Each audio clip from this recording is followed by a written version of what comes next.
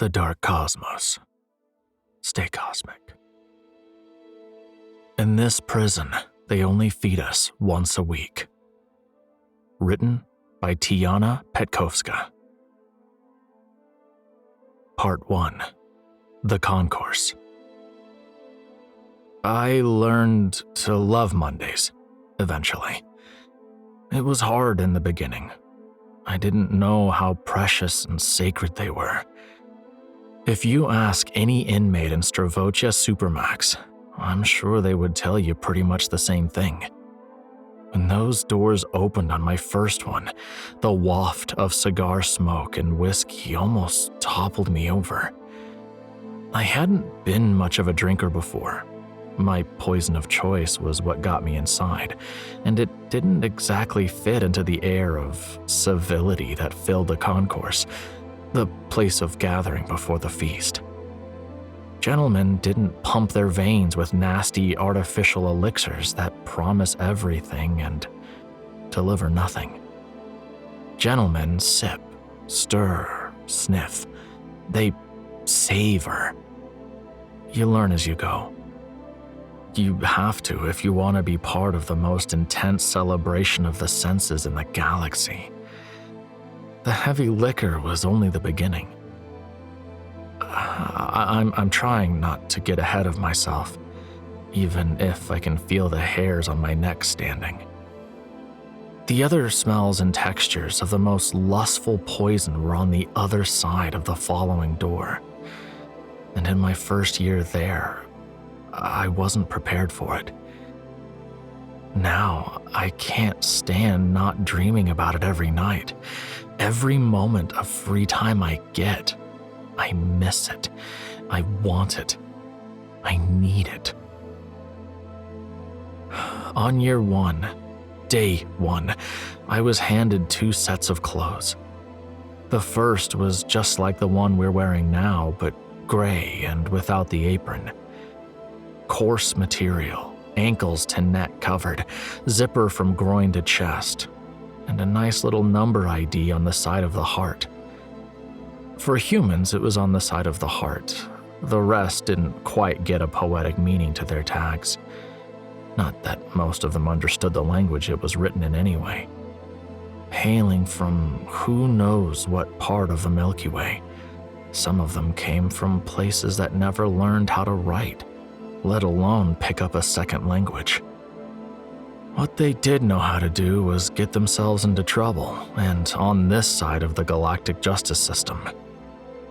Wish I could say I made friends from all places, but only a single day of the week for communing wasn't exactly conducive to making many acquaintances.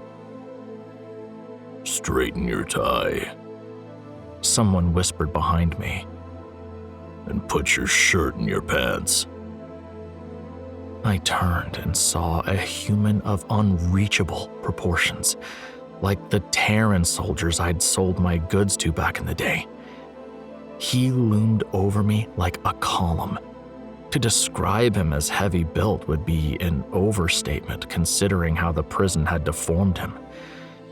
His entire frame was as intense as his gaze and held as many secrets and pains as one person can endure.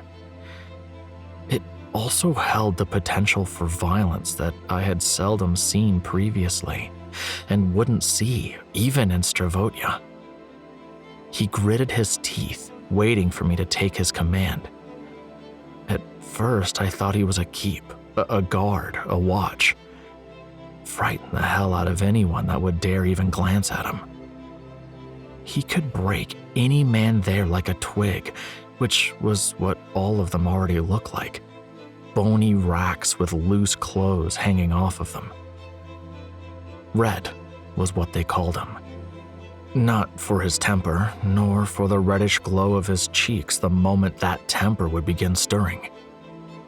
It was for his crimes and status as an inmate. Highly dangerous. Use all necessary force to contain. Special protocol. Keeps always set an eye on him.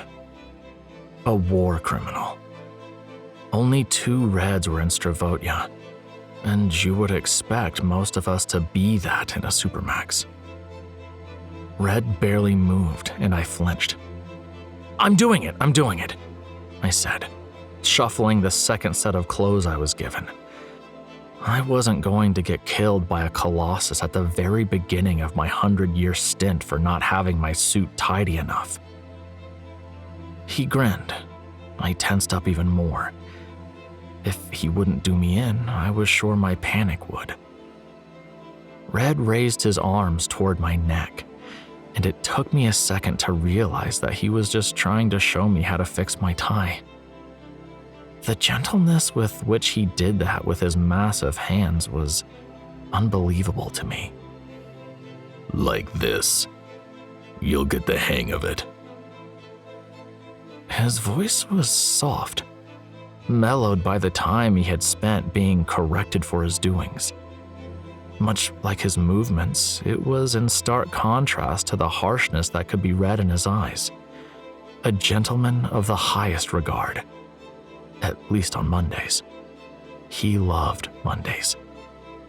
Thankfully, no one knew who he would become the moment the clock struck midnight, and he would get plugged back into the VR network where we all worked the rest of the week. Some said he was still doing the dirty work for the military that got him in Stravotia.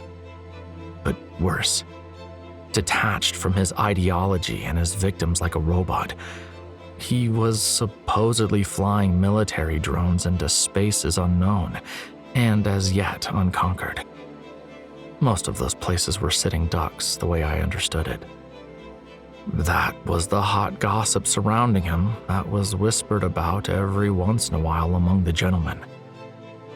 The one about me wasn't as dreadful, mostly repulsive and true. I would have thought that Red would bash my head in once he found out what got a man like me in a supermax, how my actions influenced an entire war, and how they perverted that which made him the man he was. Yet he didn't. He was making a new hole for my belt with a military pin he had smuggled into the prison when he arrived.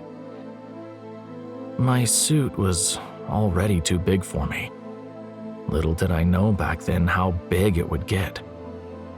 Red would later show me how to press it so that it would at least appear more fitting than it was.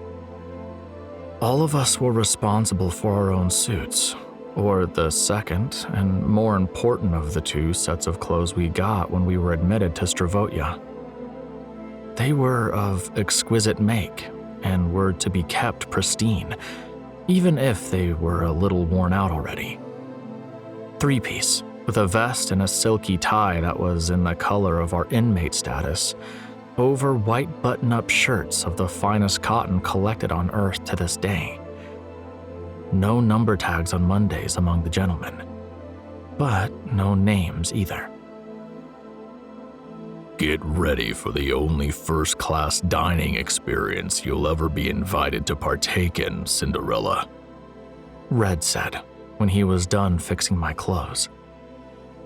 He saw the tattoos hidden under the high collar of my shirt, and I could tell that he instantly knew who he was dealing with. I felt exposed, but something told me that this was going to be the only person I would ever have the audacity to call a friend in Stravotia, even if he, on the other hand, saw himself as my fairy godmother.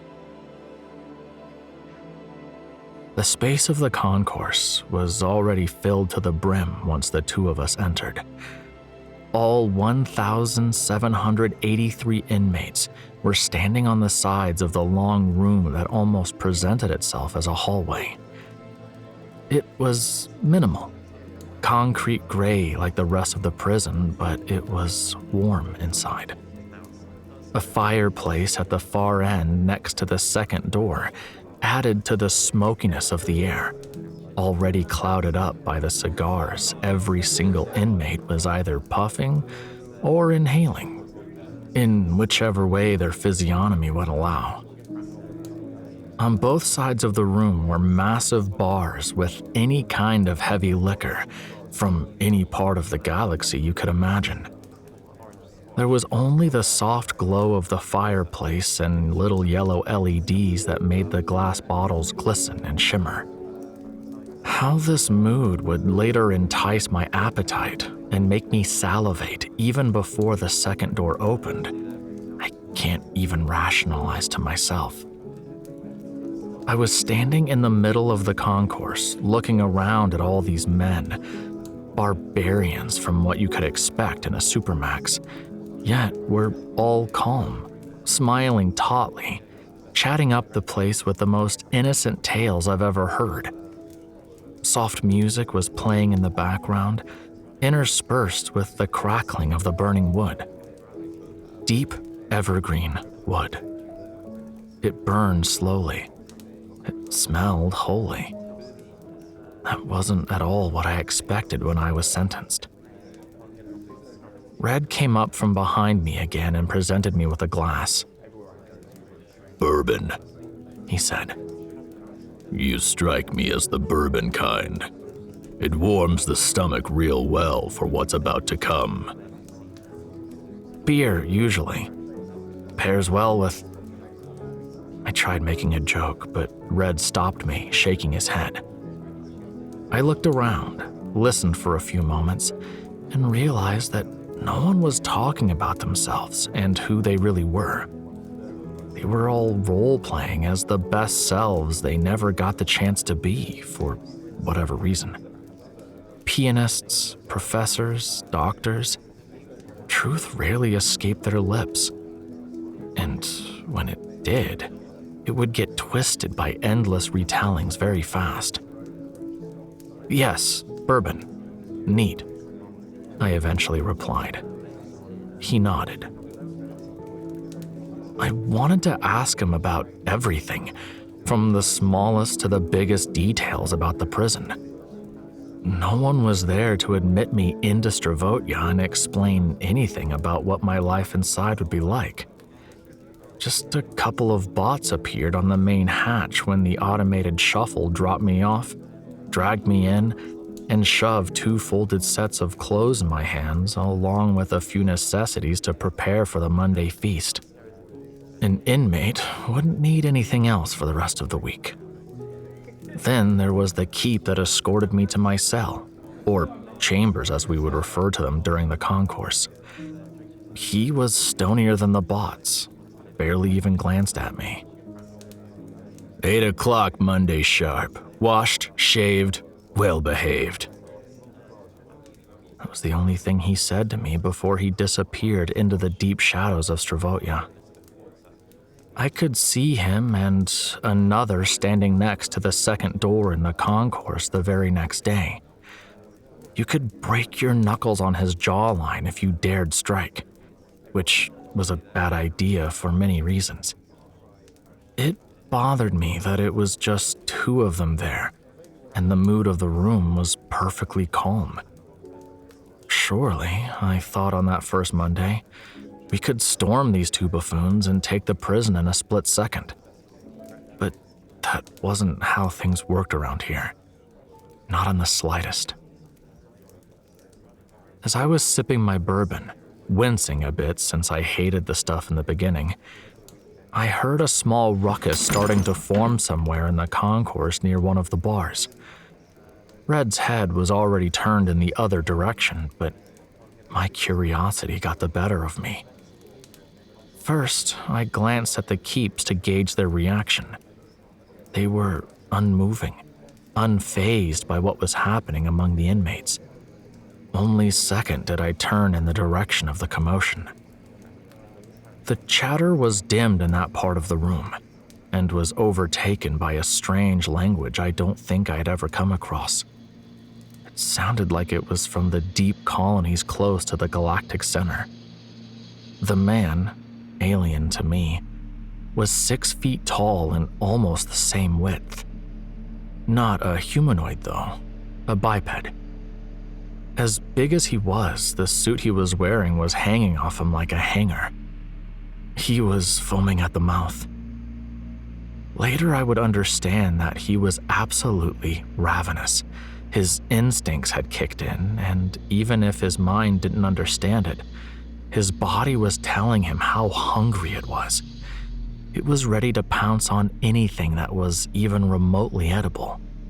He didn't care about the feast that was to come. He was no gentleman, but a hungry beast, burrowing through the bar for a slice of anything, or else he would go for a slice of anyone around him. The brutish ones always lose their cool before the food even gets served. Red spoke quietly so no one around but I could hear. Civilized men do not act like this, Cinderella. See it and remember it. Don't make the same mistake. Them we deal with, I would come to understand. The men around the huge alien were silent and unassuming. They allowed him to scream it out a little. Then, in a blink of an eye, they had him completely stripped bare and pushed to the center of the concourse, where a narrow passage was suddenly made between the inmates. It led to the second door.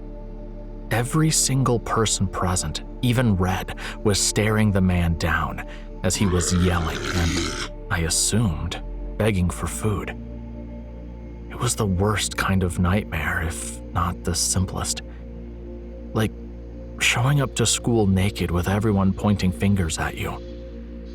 No one was pointing in Stravotia on a Monday. That's rude.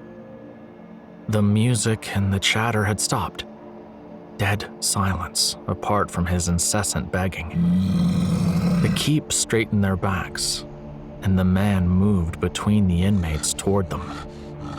After a few moments of the harsh stare down, everyone turned their backs away from him in a way that made it seem like they had forgotten that he even existed. Red nudged me in the ribs a little so I would do the same. Don't look, he uttered, barely parting his lips. I peeked from the corner of my eye. I couldn't help myself. I was expecting the keeps to come down full force on him. However, contrary to the violent climax to the situation I was anticipating, the music continued where it stopped and the chatter returned. The man was wailing and begging to be seen, heard, noticed, fed. It was horrible. He had been connected to the remote job network in VR for a few months as a punishment for something that he did, fed only the infusion by the bots. Non-stop work. This was his first Monday back. He'd been detached and isolated from everyone and anything willing to treat him as a person and not just an avatar in a virtual network for months. As far as the people he was speaking to inside the network were concerned, he might as well have been an AI. So when he was unplugged, he wasn't only hungry for a bite, but for attention and some kind of interaction. Hungry to make the implicit understanding among the inmates explicit. We all felt the same. Of course, this kind of punishment was something that I didn't know about at the time. Only retroactively do I understand what that alien man was going through. There were a few other nuances to the VR system that might have had something to do with his behavior, but I'll get to that in a moment. I can't even remember what I thought was wrong with him then, the first time I experienced the Monday feast. To be honest, his reaction seemed, better yet, it felt more natural to me than the treatment he got from everyone in that strange room. Not only punished by the prison management, but also by his comrades for not being proper. As the man was making his way between the crowd toward the keeps, he became quieter and also more desperate. It looked like his life energy was draining from his body. His screams were more infrequent, his movement slowed down and heavy. Eventually, he stopped tugging and pulling on the suits of the men that were closest to him. By the time he got to the keeps, he was already on his knees. I hadn't noticed that I was almost completely facing him. Must have been gawping at him and the unusual sight. He noticed me. He saw me looking at him. "Witness me," his bulging eyes were saying. "Feed me," his grotesque alien lips were quivering. I didn't need to speak his language to understand what he meant. My stomach grumbled. I downed my bourbon in a gulp. Take it easy. You can have as much as you want. There's no cap here. Red was fiddling with his glass. Just have to be careful not to topple over before you can cross the second door. "Is it true then?" I asked. "They only feed us once a week here?" Red glanced at me from under his bushy brow. Technically, yes. But there are other ways to keep men alive until they pay their dues in full. The giant alien dropped in front of the two keeps and let out one last little squeak of desperation. They grabbed him and took him away in an instant. No food for him that Monday either, much less companionship. The keeps were back to the concourse before anyone had even noticed them gone. "What other ways?" I pressed. You ask too many questions. Give it time. Don't you have plenty of that? Red raised his glass and looked at the liquid, swishing it around. He squinted as if he didn't like the color, then sniffed the honey brown inside. Sharper than I expected. There was a soft alarm light going off just above the second door. It flashed a few times to signal that the next room was ready for our arrival.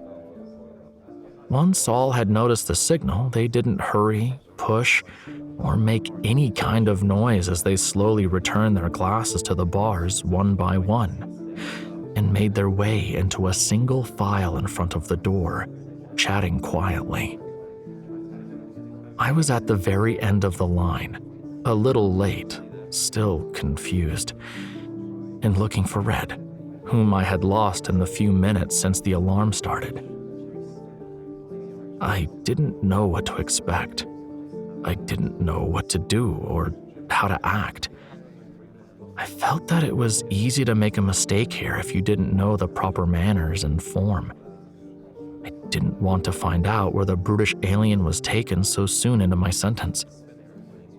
I was just a simple dealer that made the mistake of selling the wrong stuff to the wrong people at the worst time imaginable.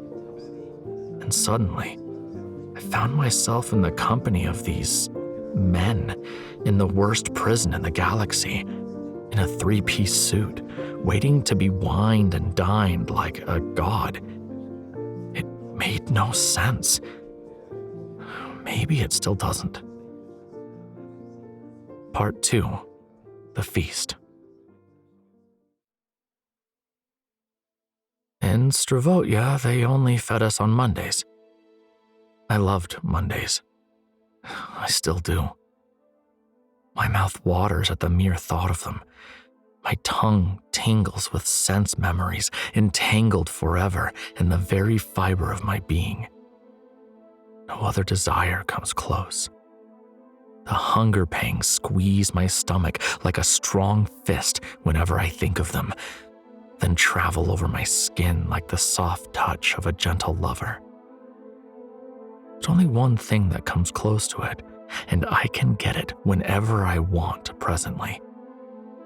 No, it's not what you would think, but that's because you've never witnessed the feast. 13 years into my sentence, I was already used to the way things worked. I waited for every Monday, ravenous and excited, always at the cusp of exploding in the concourse like that brutish alien I had seen on day one. not to mention all the other gentlemen I've witnessed breaking down during my stint.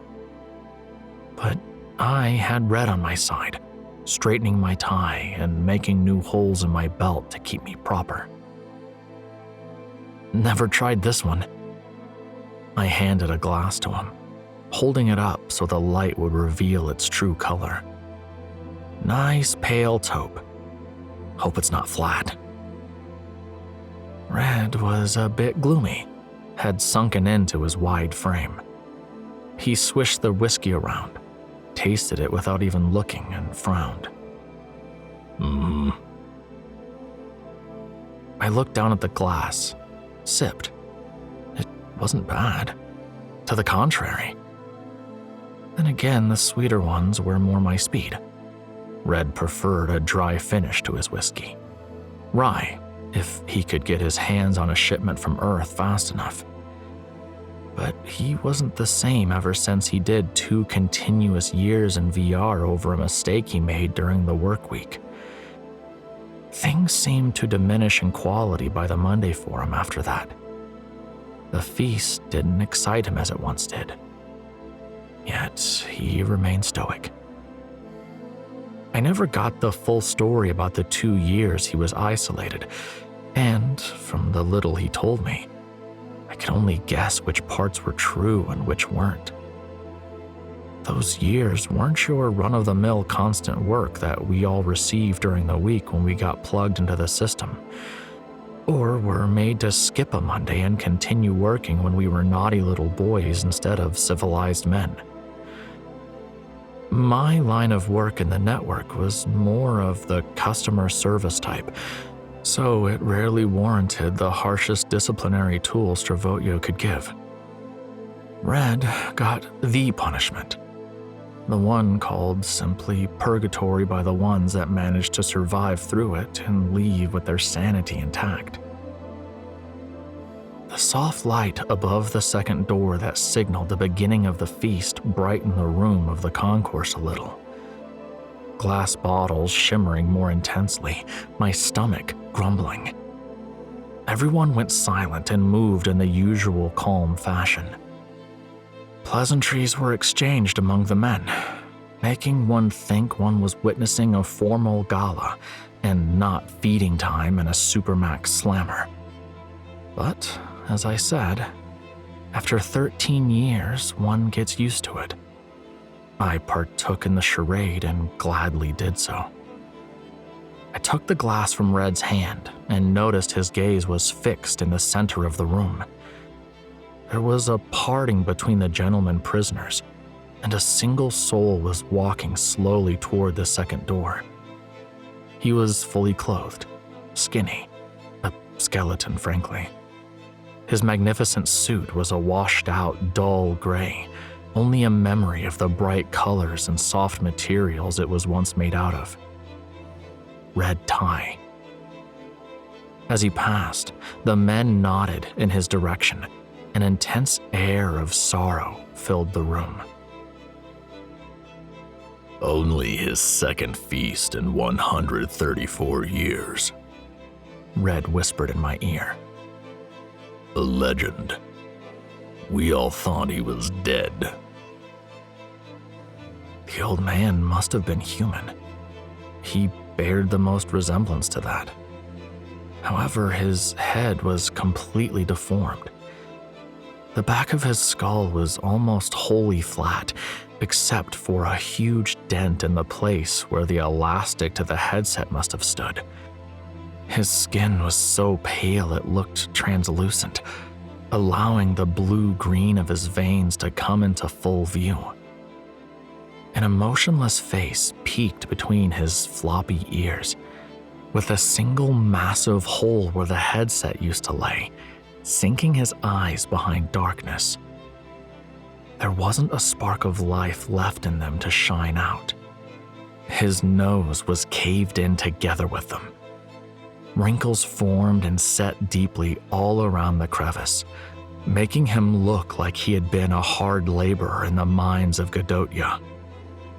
I'd seen men come out of those abysses with the same look, yet less battered than this old guy making the tiniest steps toward the second door. 0179, don't hold up the line. The keep warned him from the side of the concourse, eliciting angry sighs from around the room, Red included. He clenched his jaw and fist, maintaining his cool as best he could. Though if I hadn't taken the glass from him, I'm sure it would have been shattered into pieces and lodged deeply in the squeeze of his hand. Some say they'd seen him in purgatory. I looked up at Red. He didn't expect I'd know about him, his forehead tensed over widened eyes. Had you? His brows instantly sank, lowering his lids heavily over his eyes. He sighed. I saw something. I never knew it to be him. It's difficult. It's difficult to tell what's what in there. The doors opened, but no one moved a single muscle. We were all tempting the wrath of our keeps who had their tasers out of their holsters. Again, that thought passed through my mind. We could take these two buffoons. Red grabbed my forearm, almost anticipating my angry jump. His 90 years in Stravotia compared to my 13 must have shown him everything, every way in which an inmate's will to take action can manifest. Don't break your glass slipper, Cinderella. There are no other passes to the ball. I conceded, feeling the tension slip off my shoulders. The second door opened, and the smell from inside began cutting through the dense smoke of the concourse, making it easier for me to calm down. However, I'm not sure it made it as easy for everyone else to remain that way. I heard a few hungry gulps around me and looked into the eyes of the men nearest to me. All were alight with the thought of food. Delicious, delectable, delightful food. But we were all still waiting for the legendary second Red and Stravotia to pass through those doors and find his seat at the dinner table. He earned the right to be treated like that. This might as well have been his last meal for all we knew. Maybe he was nearing the end of his sentence and would have finally been allowed to die. As soon as we heard the squeak of his chair coming from the second room, we all moved in toward it, faster than usual, but as orderly as ever. The first thing one could see when entering the room for the feast was a giant chandelier with little spherical beads of glass that refracted the light from the bulbs and created amazing shadows on the gray walls. It was like stepping into a dream. Delicate classical music was almost always playing in the background. Sometimes it was smooth jazz. There were only 4 keeps present, a pair on each door. All of the inmates moved through the room slowly toward our assigned seats at the single long dining table as they were overseeing us. When we would reach our seats, we would all stop and remain standing next to them, waiting to be invited to join the feast. A warm female voice would replace the music then. Welcome, gentlemen. All of you that have made it here, congratulations. Tonight, you will be treated to a marvelous 7-course meal prepared by our very own chef de cuisine for all the hard work that you've been doing over the week in the network and on yourselves. The ingredients for the feast have been sourced on Gadotia and come with a special surprise that will be served in the banquet room for your 7th and final meal. It is, after all, the 3rd Monday of the year. Feast, enjoy, love. You are valued. You have been served. Bon appetit! That voice is still ringing in my ears as I speak. The luscious scent that filled the room remains to linger in my nostrils like I was still there. The only thing that comes close to the experience of the feast is this lunch. Every day I can eat it. I get it at the press of a button. And I don't have to wait to be surprised by the serving. I decide what I will eat. I choose. Me. Healthy food, cooked to perfection, fresh. Crunchy when I crave it. Silky if I'm feeling that more. Before Stravotia, I never knew food could taste this good. Never knew how important it is to be careful about what you're serving your body. The meals delivered by Factor 75, even in this part of the galaxy, are as close as I can get to being fed like a god. Just as if I were eating only once a week. After being welcomed at the table by our keeps, we would all sit down in unison. Red liked to comment that he hadn't seen such a thing even in the military. Not this Monday, though. When we sat down and looked at the first dish that was placed on the table before we would even enter the second room, his eyes darkened and he clenched his jaw again. Oh no, I thought. It's happening. It's happening to Red. He's gonna go. He's gonna blow it for all of us. Didn't you tell me once that this was your favorite dish of all? Breaking the weekly fast and all of that? I tried pulling him back into civility. He was squeezing one of the knives placed perfectly on the table. It wasn't the butter knife. I thought I could hear his teeth crunching. His breath was so loud that it overtook the sound of the conversation the men next to us were having. One of them, sat across the table, was glancing nervously at Red, then at me. Let's try it, huh? Together?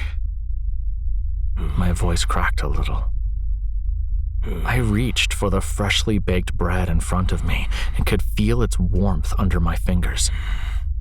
Tore it in two, crunching through the crust to reveal a soft and steamy crumb. As the steam escaped my piece, I saw a few hands reaching for the bowl of bread, then glanced at Red because I could hear him snuffling. I took my butter knife and dug into the silkiest butter you could imagine. It was real, too. I could smell the sweetness of the milk it was made out of, the fresh-cut grass on the fields of Gadotia, the blue skies above. Red was eyeing the piece of buttered bread in my hand. The butter was melting and soaking the crumb. I placed it in his hand. The man across the table was already munching on his appetizer, but he was still looking at us. He was ready to intervene if necessary. My fairy godmother was a big boy, and it would have taken more than me to get him to act properly if he would break. But just as both the gentleman sitting across the table and I were expecting Red to lose control, we heard two men screaming from opposite sides of the long table. We leaped to our feet, as did many of the others, and watched as one was shoving bread in his mouth, mounted on the table on all fours. Some of the inmates around him were already trying to get him to sit back down, but he wasn't having it. The other one was crying and screaming, refusing to eat, refusing to believe that the delicious food was real. He was born on Mars, a newcomer to Stravotia, just barely a month into his stint. They don't have bread on Mars. They survive on potato mash and rice cakes, lettuce salad if the crops survive. If I found my first feast strange, this Martian must have found it reality-shattering. Through all of this, the keeps didn't even bat an eye. None of the four broke their firm, monitoring stance. This was the first point during the feast when some of us would break down. The concourse doesn't have such a strong effect on the psyche as being faced with food. Passing through the second door and sitting down to eat like a gentleman was the truest test of will and character. The first inmate that lost control was sat back on his chair by force and was tied down. His punishment for disrupting the feast, his neighbors had decided, was not to be allowed to eat until the very last course. The Martian got the opposite treatment. Tied down as well, but was being force-fed by his neighbor until he as well would begin to enjoy the celebration and savor the food. Still holding the piece of bread in my hand, I looked at the man opposite me. He was grabbing for seconds. Then I turned and looked at Red. He was chewing. "You can taste the sweetness of the milk," he said between bites, noticing me glaring at him. "Take a seat, Cinderella, or there won't be any bread left for you." Crisis averted. There was still the second point in our Monday dining experience where the men were known to crack. If you're wondering if I was ever one of them, stop. I would have opened with that. I was, am, and always will be a gentleman. At least since my time in Stravotia. As I sat back down on the dining table, clothed with the whitest linen I've only ever seen in the prison, I nibbled on my remaining cold piece of bread, disappointed that Red was right. Not a crumb was left on the table, not a scraping of butter. I peeked at that pig that ate all the bread on the table and scoffed. "Don't be like that." You're one to talk. I responded to Red, rolling my eyes at him, meeting his intense gaze. "I wouldn't judge anyone here if I were you," he said sternly. "Haven't you learned anything?" I wanted to argue, let out a shout or two, and get my blood flowing a little. But I was suddenly hit with the smell of the second course. My heart instantly mellowed. I've never been as excited about soup as I was at that moment. Could you imagine? Several kinds were being offered, from your classic onion soup topped with fried bacon bits and cheesy bread, to a thick and gooey pumpkin stew for the vegans with crackers on the side.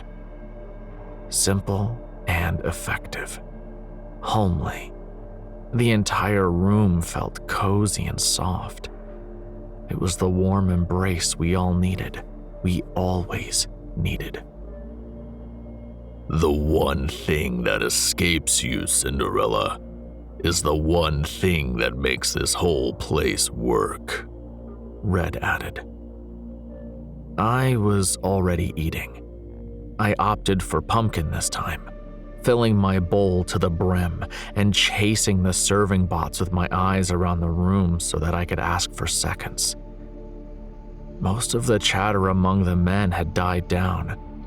Even the Martian had stopped refusing the food and was nodding and smiling at his companion who was feeding him.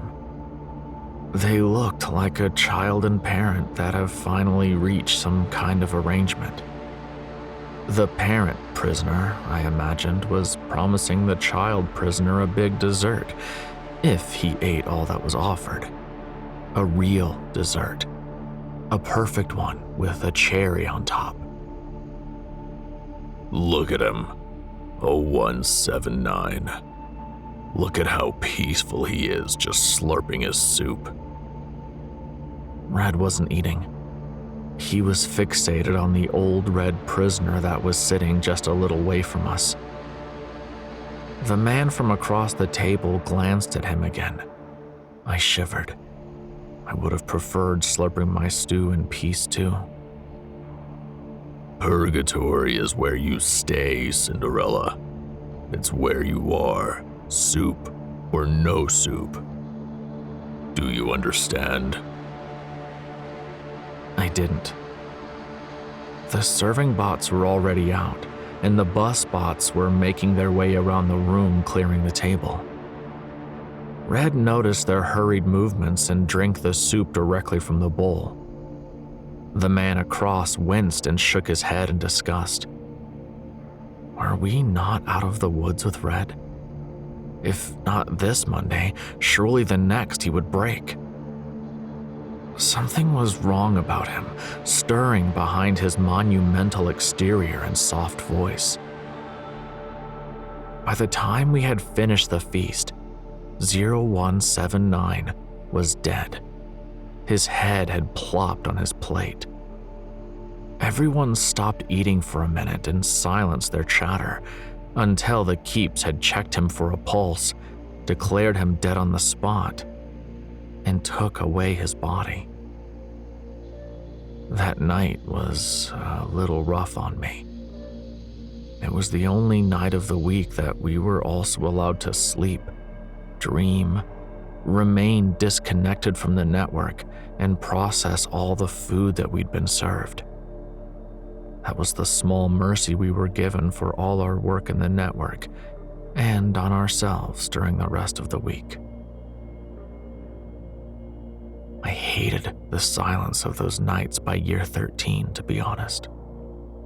I never slept, just lay there in the cold and gray, all the time thinking. What if I really was that version of myself that ate next to Red every Monday? Where would I have been? What would have become of my life? The entire week that followed was just as rough. You lose your sense of time when you're inside the network. That makes it easier to go through it, to work, to be productive. But this week, I was unusually aware of myself inside, abnormally fixed on myself, my thoughts clouding my work. And I was hungry as hell. I felt the hunger gnawing at my guts. At times, I even thought I could feel the bots puncturing my skin with their syringes at the regularly prescribed intervals and feeding me the infusion in my cell while I was virtually someplace else, working. I called it feeding, but it was more like pumping the infusion into my body. I hated those thoughts. I hated Red at that moment for giving me them. I hated 0179. And I couldn't wait for Monday. But I didn't get what my heart most desired. During that week, something rare happened. There was a loss of power in the prison because the correctional detention solar system was hit by massive cosmic storms. The same must have happened here on Godotya as well. For a few hours, we were left sitting in our cells, headsets off, looking at each other through the metal bars. Looking at each other as we really were, and where we really were. But would we remain gentlemen on any other day that wasn't a Monday? Most of us stayed in our cells. Some slept. Some cried. Others talked across and over the distances between the levels. However, the ones that didn't, that let their hunger and their anger loose, were rampaging in the cells of Stravotia like madmen. I couldn't judge them. I was ready to break. I hated Red again at that moment, and yet wondered where he was. To make matters worse, one of the men didn't take the severing from the network as easily as most of us did. His screams of pain and horror matched the pandemonium caused by the ones that had lost their cool. In fact, I'd say they fueled it even more. I could hear an entire wing of the prison erupting into a riot, and I was scared that it would move my way and take me out of my cell before I got my Monday. Among all the voices, noises, crashing and breaking, I couldn't discern a single keep. Since there was no power, there were no alarms or bots. Since there was no way out from our galactic Alcatraz, and the next batch of prisoners and commodities would only be brought by a small automated shuttle, I wondered what these men were hoping to achieve. Except being flung into purgatory once the power was restored, with who knows how many decades or even centuries added to their sentences. After a few hours, the bot started buzzing around, and the lights in front of my cell came back online, making everything on the other side of the bars invisible for me. The milky veil they made between me and the harshness of the prison hallways comforted me in a way that only a warm blanket on a cold day could. I couldn't see the others anymore, and I felt cozy in my cell again. I saw the little green light blinking on my headset, and I didn't even wait for a bot to enter and plug me back into the network. There was work to be done, and I'd rather be there waiting for Monday than in Stravotia. However, as benign as I tried to remain during the power outage, I still must have done something wrong. Since I was painfully aware of my body lying on the slab in my chambers and my mind somewhere in the network, I was also painfully aware that my Monday had come to pass, and I didn't get my serving of bread and butter. A prick of a needle in the hand and a gush of the infusion was all I seemed to deserve. To show me how bad I'd been, the messages inside the VR were more abundant than usual. Ads for fast food chains that I couldn't click on. There was even one for Factor 75. And the network wouldn't even allow me to browse the weekly menu. Usually, during the work week, I like to open the menu, look at the food, and pick my favorites, wondering if on Monday I'd get one of those plates. I couldn't even access the virtual restaurants inside the network and enjoy the commodity of looking at the food I'd chosen, or to sniff it while my brain was being artificially stimulated to think it was real. At least I wasn't in purgatory, where I'm sure most of the rioters had ended up. Part 3.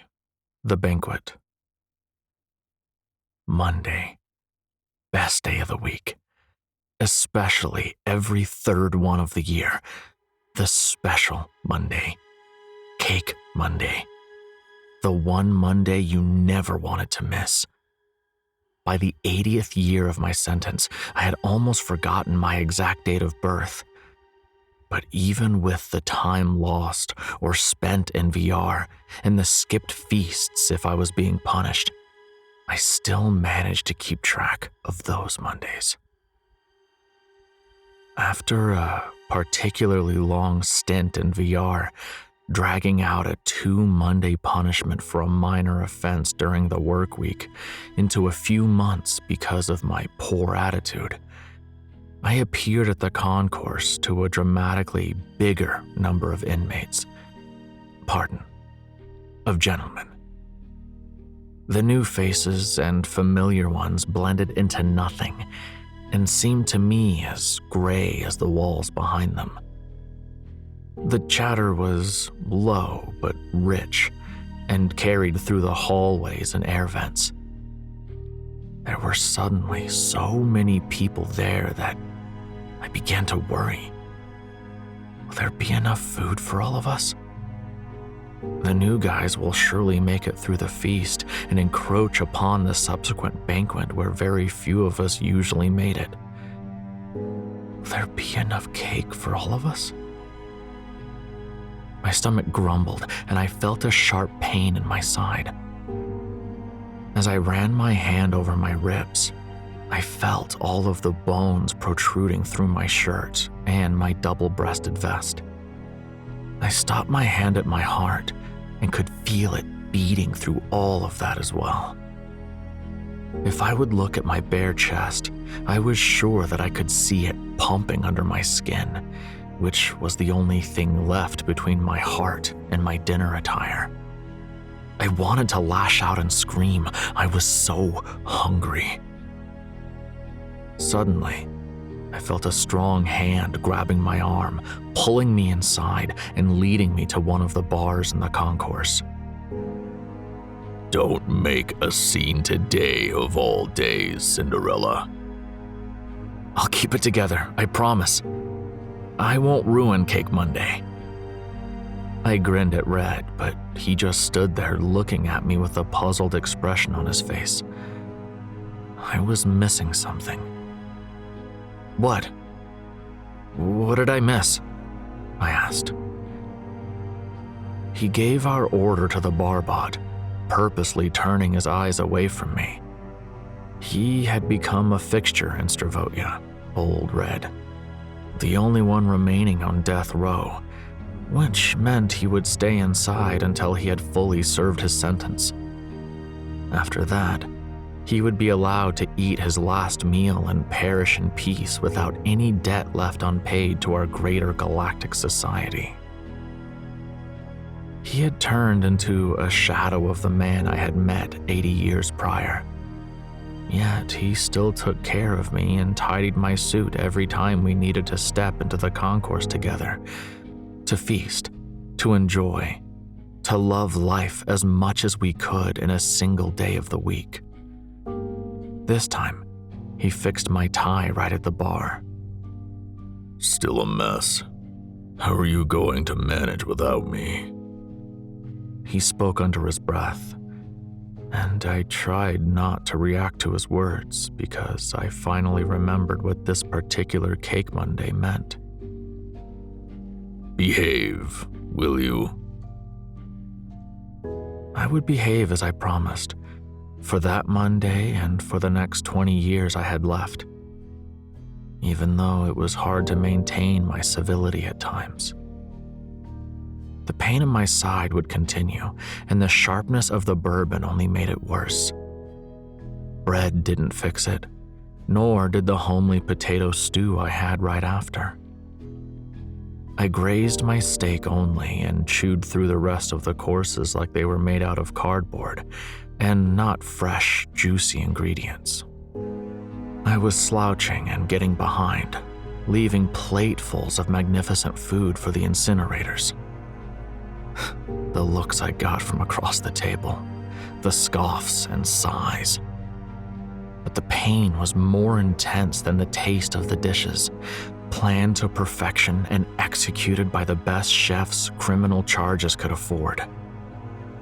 Red asked me at one point during the feast if I would require a medbot, but there was no chance in hell I was leaving from this particular Monday, even if my heart or my stomach would explode. He didn't insist as he would normally, and kept helping me along the way, either cutting my food into tiny pieces or trying to stave off the other gentlemen from reacting to my improper dinner form. Just one more bite, Cinderella. He would egg me on, even on a Monday like this one when he should have been more focused on himself. No more, I would whisper. I would beg. By the 6th course, we were parent and child, with Red feeding me infinitesimally small bites just to keep me in the room without having to be tied down. I had to stay of my own accord. That was our unspoken arrangement. Even when others would lose their cool and scream from the top of their lungs for more, or drop by the table like stuffed pigs pleading to be served less. The newcomers were more sensitive than we were, the old crowd. But I guess every generation has their way of dealing with civility and the lack thereof. Many of the manners which had made us the gentlemen we were got lost among the others by the time we had entered the second room, and continued to devolve as the courses of the dinner were being served. How much had indeed changed in the months that I'd been gone? I shouldn't have been worried that the banquet room would have been crowded. Most of the inmates didn't make it past the 5th course, let alone cross to the other side of the 3rd door. The gentlemen that still knew which knife to use and when, that chewed their food thoroughly, that had been to purgatory and back, those had remained. We hope you enjoyed the feast, gentlemen. You may now proceed to the next room for your 7th and final meal of the week. The dessert that will be served comes as a special treat from your fellow inmates and keeps at the penal colony of Godotya. It contains products of the Gadno tree that yields its sweet fruit only once a year and gave the planet its namesake. It cannot be found any place else in the known universe, so savor your dessert, gentlemen. May it give you the force and clarity that you will need for your labor in the network and on yourselves during the subsequent year. Once the voice stopped, the music didn't return, and 2 doors opened. One was the door that let the medbots inside the dining room to pick up the inmates that gorged themselves too much during the feast, and then wheel them away on stretchers to some back room I had yet to see. The other one that opened was the same door through which we entered the second room. It was transformed into one of shame. A line of inmates was being led out by the 2 keeps that had secured it up until that moment, and were being pushed out with tasers that looked like long cattle prods. The rest of us chatted as we slowly made our way to the 3rd door, which remained closed for a little while longer until the other ones were secured again. Are you still with me? Red asked, glancing at me without turning his head as we both stood up. I have no better place to be, I stammered. The pain was becoming intolerable. One of the keeps that were set in front of the 3rd door noticed my crooked stance and the scowl I must have had on my face. So he broke out of his position finally and approached me. Do we have a problem here, 0387? Or should we postpone your trip to desert heaven? He smirked and raised an eyebrow at me. I was already feeling horrible and hadn't much energy to relay my cringe at his words. On the other hand, Red's cheeks fired up and he tensed his shoulders, hiding a clenched fist behind his back. Bad back. 5 months on the slab continuously, I replied barely. My pain seemed to get sharper as the thought of Red not getting his last meal because of his temper dawned on me. Should I call for the medbots to return to ease your friend's concern?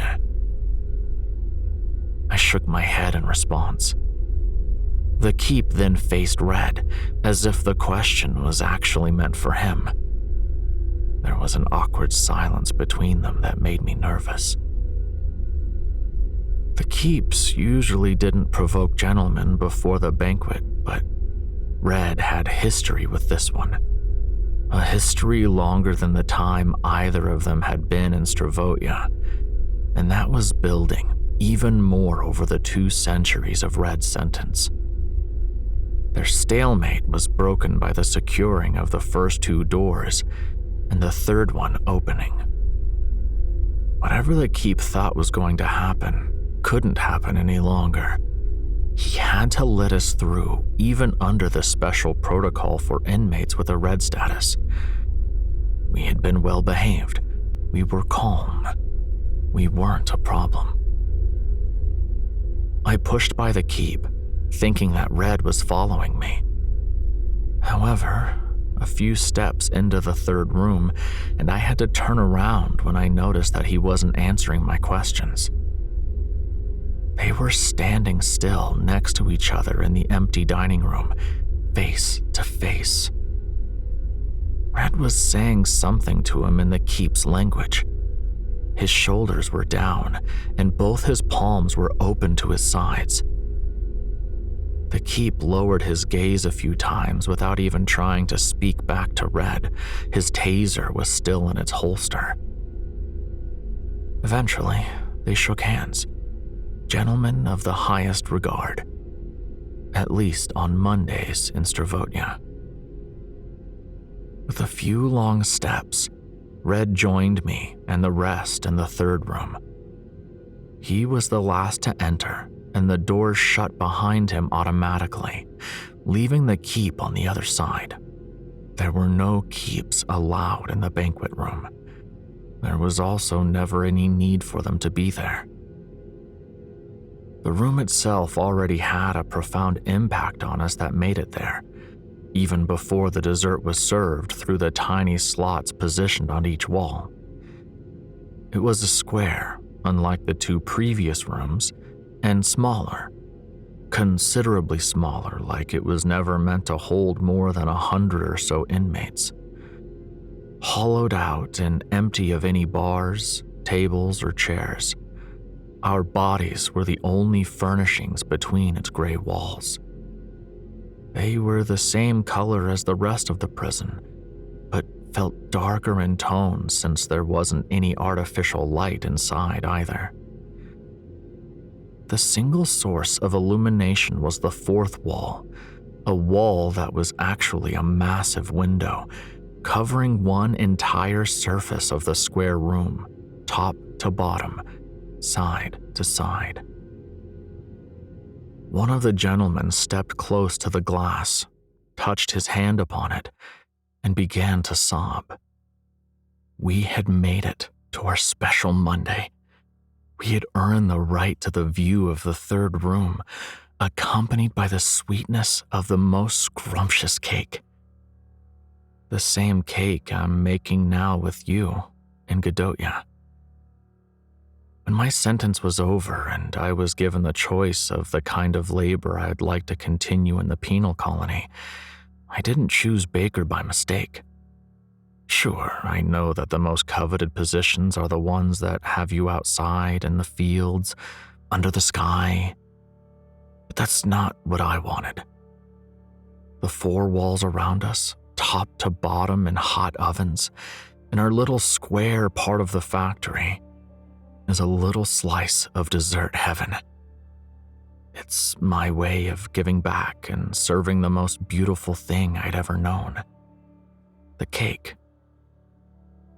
I always wonder how many Cinderellas and Reds would be eating them in Stravotia supermax, overtaken by the magic of the third room after weeks, months, decades, or even centuries spent working in the network and on themselves.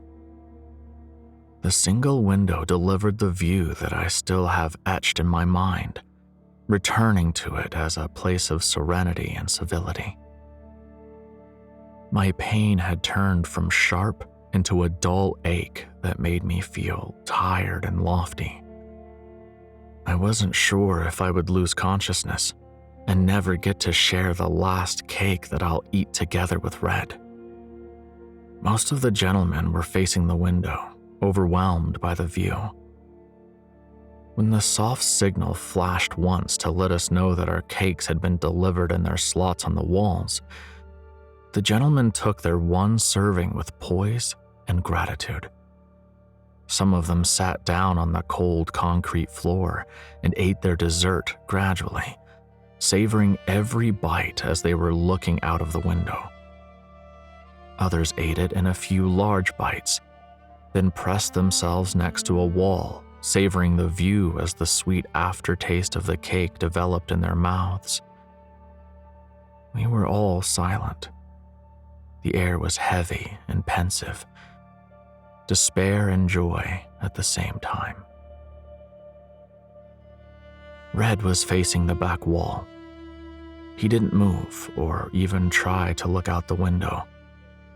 Only a few of the gentlemen did the same as him, but they were already eating. Managing to take my eye off the view for a moment, I took both his serving and mine and presented him with his slice of cake.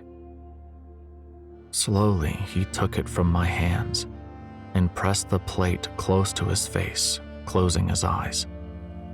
I watched him as if he was more interesting and important than the view on the opposite side of the room, and waited for him to take the first bite.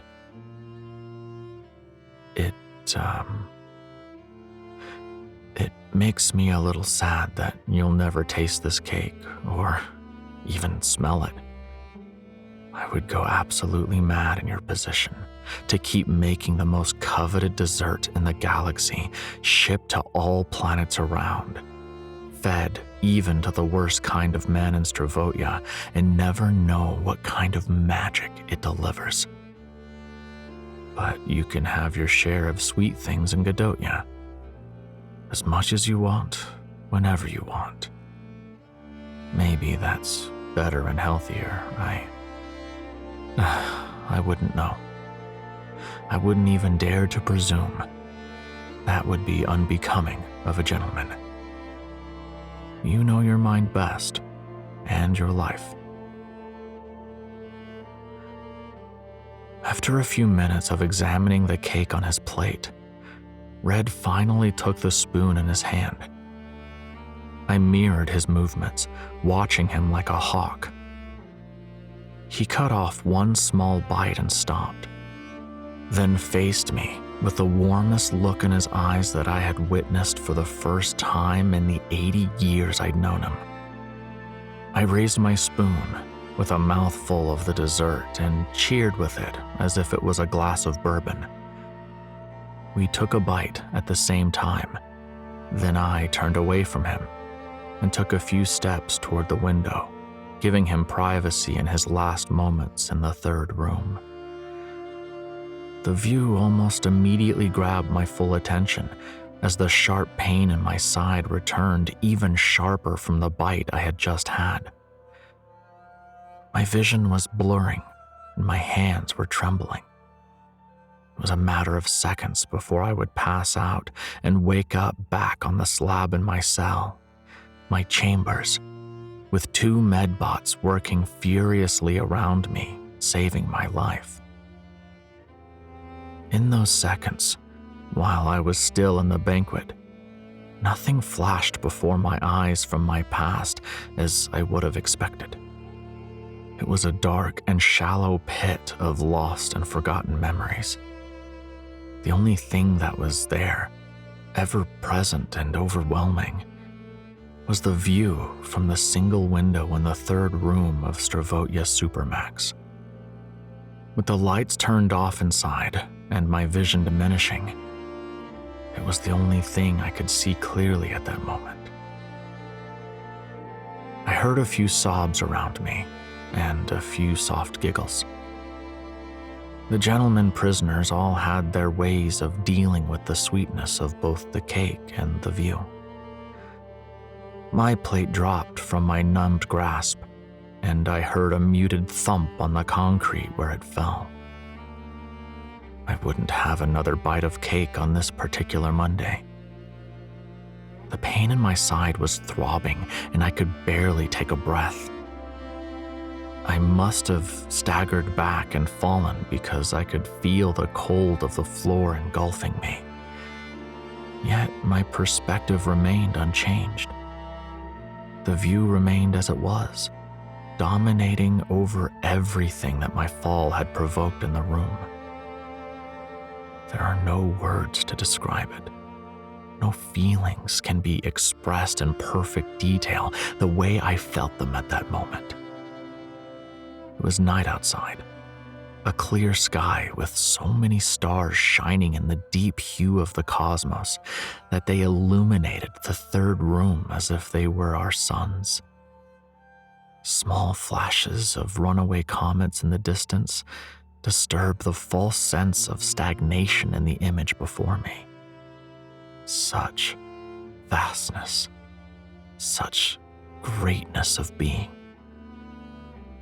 My chest was getting tighter, and I wondered if I was dreaming. Every time I would see the view felt like it was the first, like I had never seen a sky before or was faced with the beauty of the universe. Its beauty of simply being there, the way it was. The sweetness at the back of my tongue warranted a tall glass of water or a strong coffee.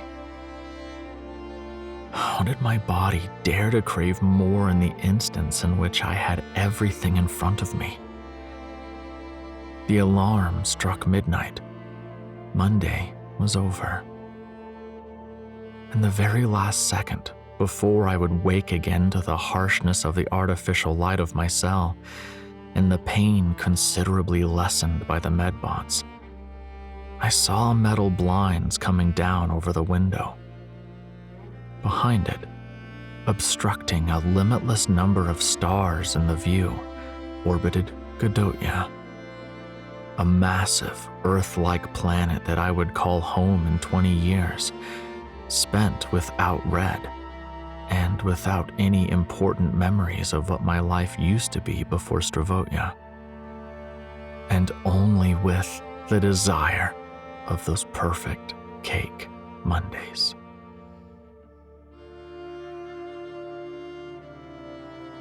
Hey, sci-fi horror fans, it's Christian Harris. Thanks for tuning in.